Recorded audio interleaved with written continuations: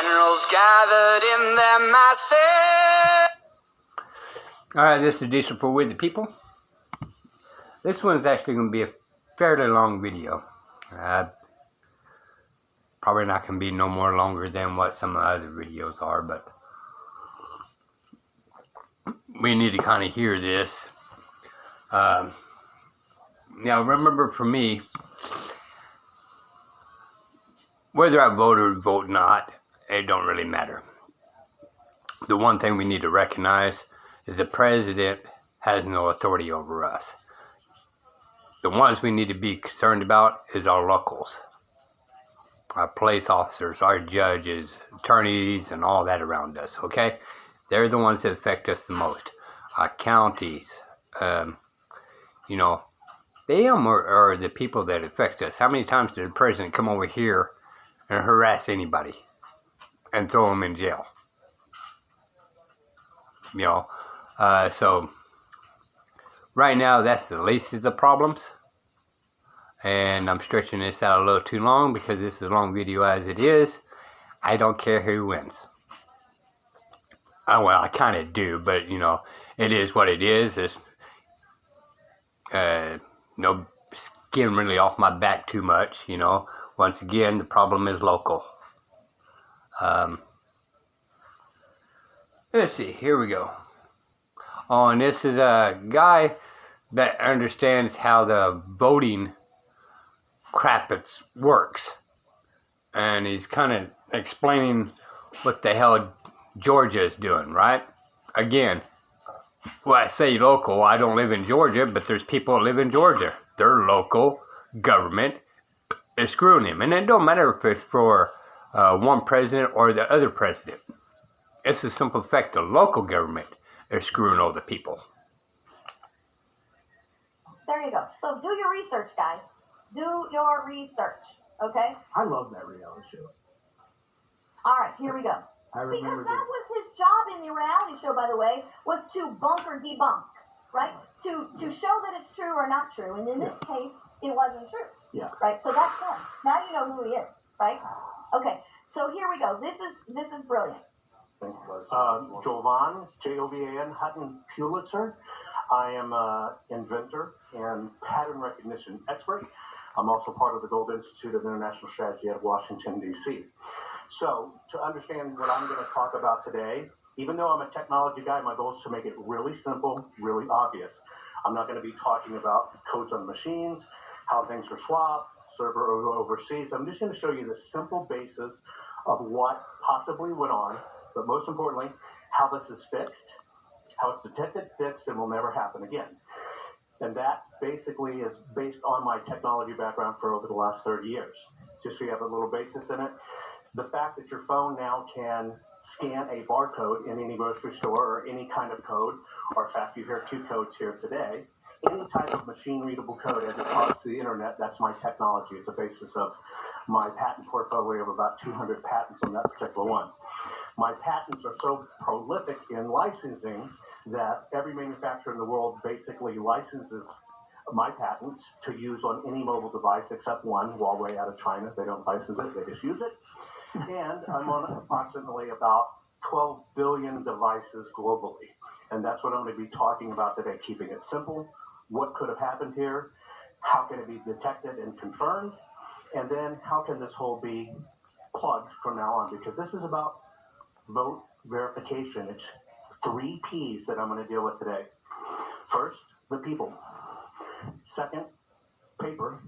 And 3, protection. That's all this is about. All right, JC, here's the crazy thing.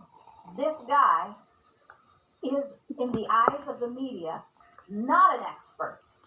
But the hacks they put on their show all the time that couldn't find the Constitution if it was shoved up their butt are the experts, right? So this guy, that's why I gave you that. I don't usually do the whole cult of the expert thing, but they tried to do this. Now, remember, this is not about the machines, and this is why this guy is so compelling. It's about the fact that the Secretary of State and the Election Commission of Georgia will not let the people have the physical evidence. Right. And why? He's going to prove why having this physical evidence is so important. So this is absolutely, you have to see this. This is why, by the way, this is why Donald Trump and Mark Meadows are so angry. Right. Because this stuff is just so clear. I'm going to show you how my process of our team, what we're going to do, and if we can enlarge that, that'd be great, is we can detect what I'm calling the counterfeit. There is nothing new that I'm going to be sharing with you today. This is how counterfeit bills are detected. This is how counterfeit art is detected. This has already been adjudicated. It's not new science. It's just never been applied to these very important things in our process. It's about the people. The people want confidence that their vote matters, period. I personally do not care how this comes down, but I do care about the vote being counted and the vote mattering. Whatever our system can detect, and that's what we're here to do, is offer something that can remedy this immediately. The numbers will speak for themselves. The people need that confidence. We need to give the people of Georgia that confidence. But this is not about Georgia. The United States is watching. And this is also not about the United States. The entire world is watching this process. You know, people come like, Okay, so this is what he's talking about, right? It's about what you said before. It's about voter confidence, right?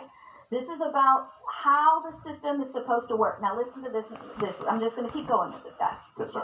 Okay. Mr. Pulcher, thank you for testifying. Thank you. If you were able to if you were able to get your hands on the State Farm Arena absentee on the ballots that were run between 10:30 and 1:30 in the morning.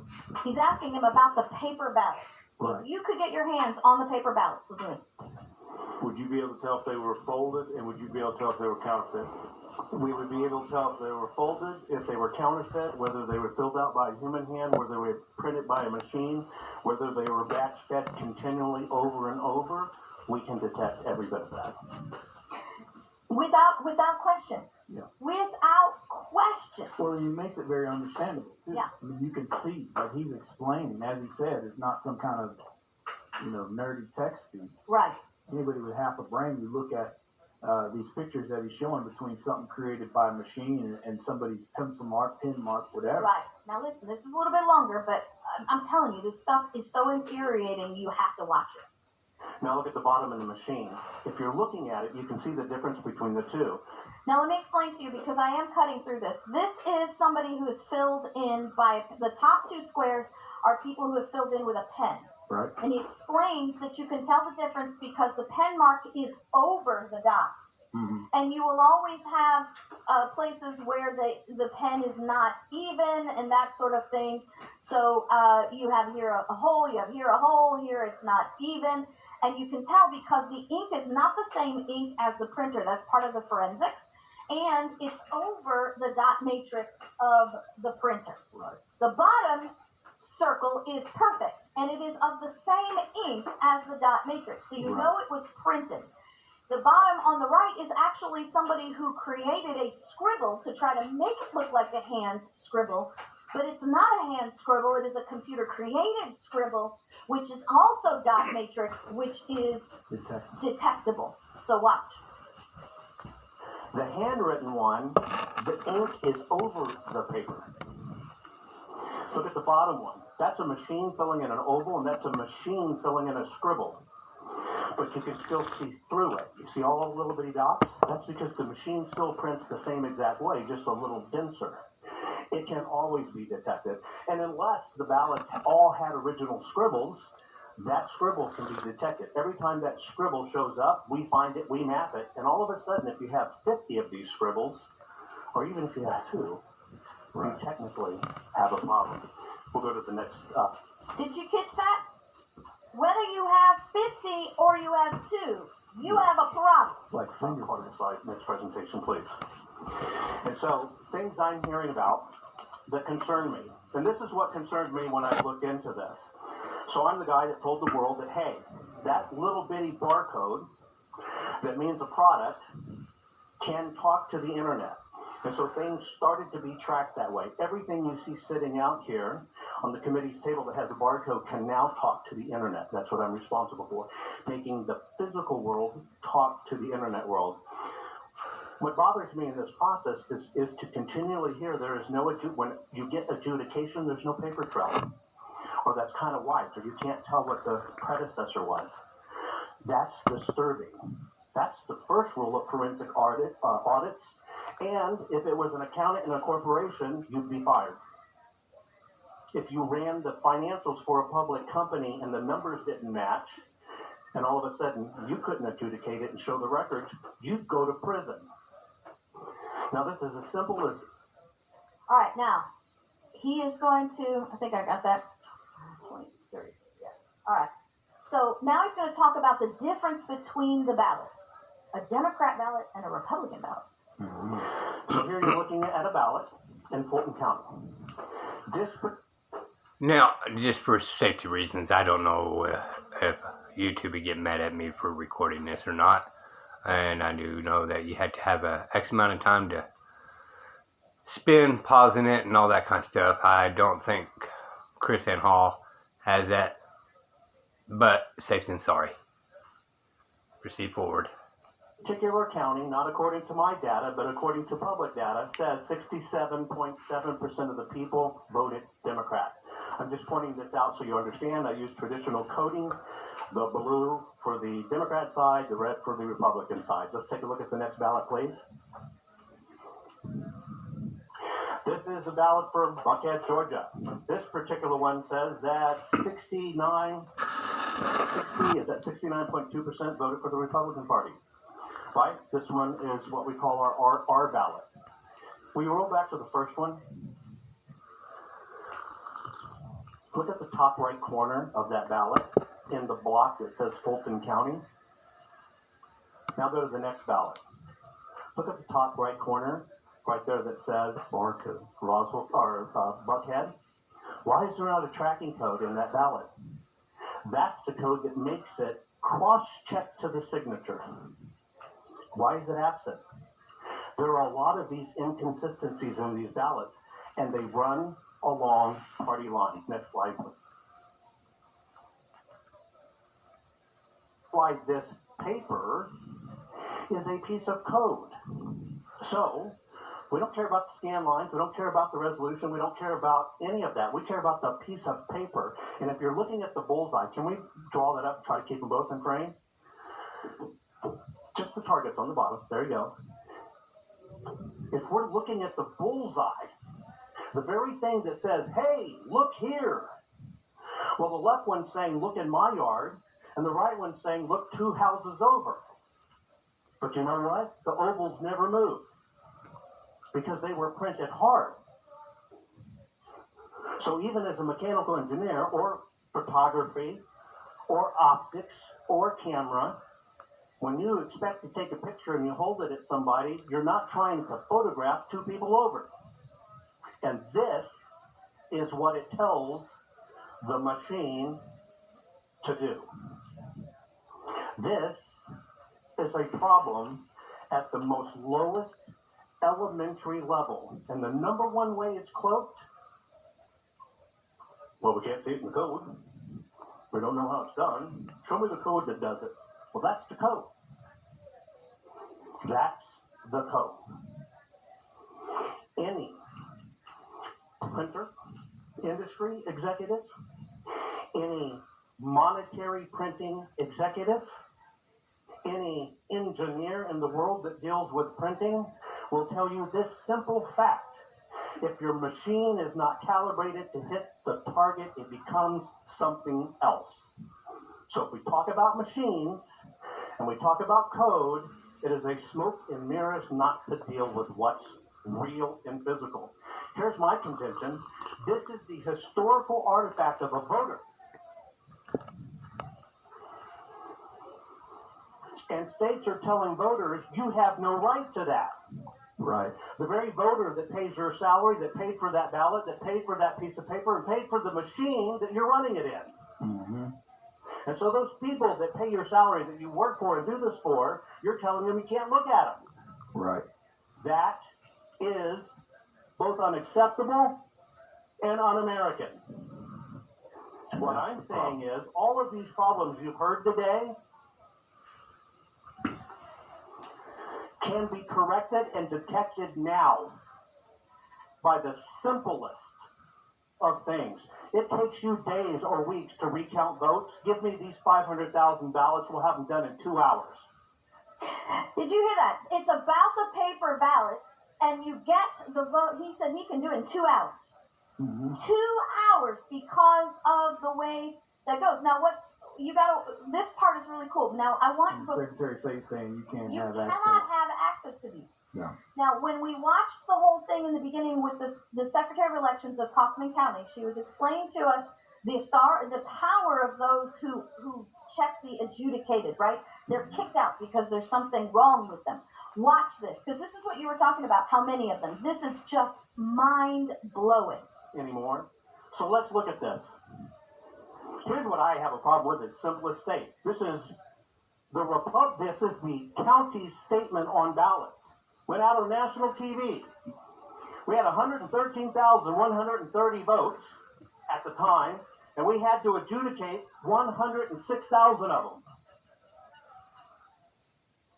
You know what that's really saying? Your machine didn't work. When the national average for the last elections, 2016, was what? 1.2%. That's an audited number. 1.2% of the total had to be adjudicated. And then you look at 2018, nationally, 2.7%. But yet your own election officials said we had to do this 93.6% of the time. That's crazy. Which is Let what me decode that for you. Mr. Mechanical Engineer, your machine doesn't work. So you know what that means? That means because of this, now as he's pointing out, this is data from the state of Georgia. This is Georgia data. What he's pointing out, remember what the Kaufman County Secretary of Elections, how that works. 106,000 out of 113,000 votes were handled like that Kaufman County Secretary of Elections was explaining. 106,000. Where she would input. Where she had the authority to input whatever vote she wanted because the machine said there's something wrong with this vote. Sandra Metz. I worked as a Okay, so here's the other thing that I wanted. Okay, so that's the end of that one. Sorry about the video being so long. I mean, to be honest with y'all, if this is even remotely true, and I'm not saying it is, and I'm not saying it's not, but if it's even remotely true, this is going on in every single state. It's just not Georgia. So when people are saying their votes don't really count, they are serious. And this is the reason why. Okay? I know I didn't show the video about what was earlier. This was the main part that I wanted to show you. I'm going to make another video of something else on the same lines and lines, but it's going to be on a different video. Look up KrisAnne Hall and look at the whole show. And it's 2 hours long. So, you know, and I wasn't going to go 2 hours with it with y'all. KrisAnne Hall on YouTube, okay? And she's about the only person I actually really trust on the Constitution because I studied the Constitution. She's one of the most accurate constitutions I've come across.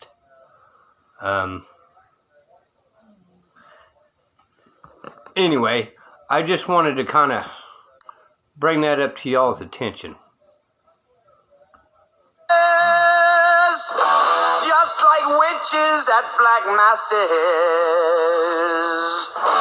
evil minds that plot destruction,